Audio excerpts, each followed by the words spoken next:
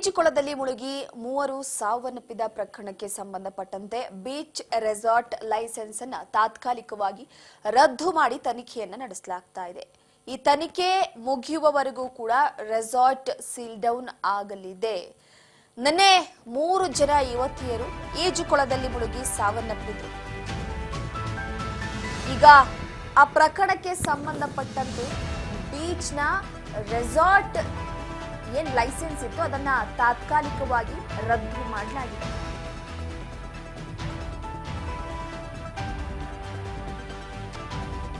Resort seal down ಮಾಡಿ resort ನಲ್ಲಿ ನ್ಯೂನ್ಯತೆ ಇರುವಂತಹ ಕಾರಣ ಪೊಲೀಸರು ಈಗ ಅದನ್ನ ಸೀಲ್ ಡೌನ್ ಮಾಡಿದ್ದಾರೆ. ಅಂದ್ರೆ ಪ್ರಮುಖವಾಗಿ ನೋಡಿ, ರೆಸಾರ್ಟ್ ಅಂದ ಮೇಲೆ ಕೆಲವೊಂದಿಷ್ಟು ವಿಚಾರದಲ್ಲಿ ಅಂದ್ರೆ ಸುರಕ್ಷತೆ ವಿಚಾರ ಆಗಿರ್ಬೋದು, ಸಿಬ್ಬಂದಿಗಳ ವಿಚಾರ ಆಗಿರ್ಬೋದು, ಇದೆಲ್ಲವನ್ನ ಕೂಡ ಗಮನ ಹರಿಸಲಾಗುತ್ತೆ.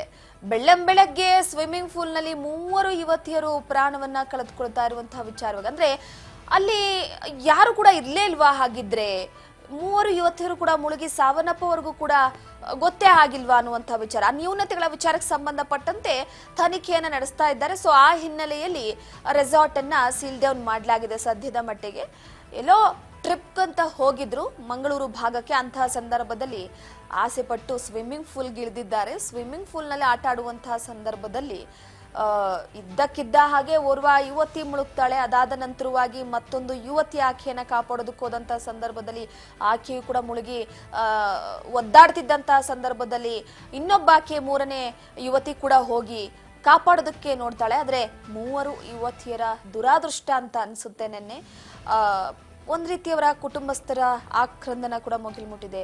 ಟ್ರಿಪ್ ಅಂತ ಹೋದಂತವ್ರು ಮತ್ತೆ ಹೆಣವಾಗಿ ಮನೆಗೆ ವಾಪಸ್ ಆಗಿದ್ದಾರೆ.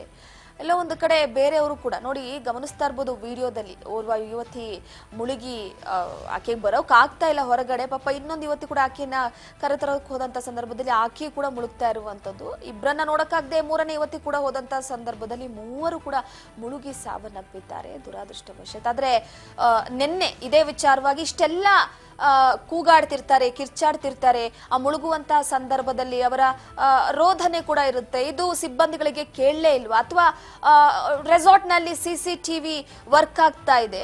ಸೊ ಅಂತಹ ಸಂದರ್ಭದಲ್ಲಿ ಯಾರು ಕೂಡ CCTVಯಲ್ಲೂ ಈ ದೃಶ್ಯವನ್ನ ಗಮನಿಸಿಲ್ವಾ ಅನ್ನುವಂಥದ್ದು. ಒಂದು ಟ್ಯೂಬ್ 2 ಇರುವಂತದ್ದಲ್ಲಿ ಟ್ಯೂಬ್ ಗಮನಿಸ್ತಾ ಇದ್ದೀರಾ ನೀವು. ಆ ಟ್ಯೂಬ್ ಅನ್ನ ತೆಗೆದುಕೊಳ್ಳೋದಕ್ಕೆ ಹೋಗದಂತಹ ಸಂದರ್ಭದಲ್ಲಿ ಈ ಒಂದು ಘಟನೆ ನಡೆದಿದೆ. ಯುವತಿಯರ ಕುಟುಂಬಸ್ಥರಿಂದ ರೆಸಾರ್ಟ್ ಮೇಲೆ ದೂರನ್ನ ಸಲ್ಲಿಸಿರುವಂತದ್ದು. ಈಗ ಕುಟುಂಬಸ್ಥರ ದೂರಿನ ಹಿನ್ನೆಲೆ ರೆಸಾರ್ಟ್ನ ಮಾಲೀಕ ಹಾಗೆ ಮ್ಯಾನೇಜರ್ ಅನ್ನ ಅರೆಸ್ಟ್ ಮಾಡಲಾಗಿದೆ.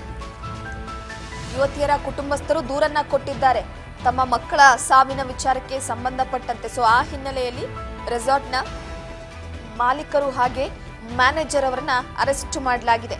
ತನಿಖೆಯನ್ನ ಕೂಡ ನಡೆಸ್ತಾ ಇದ್ದಾರೆ.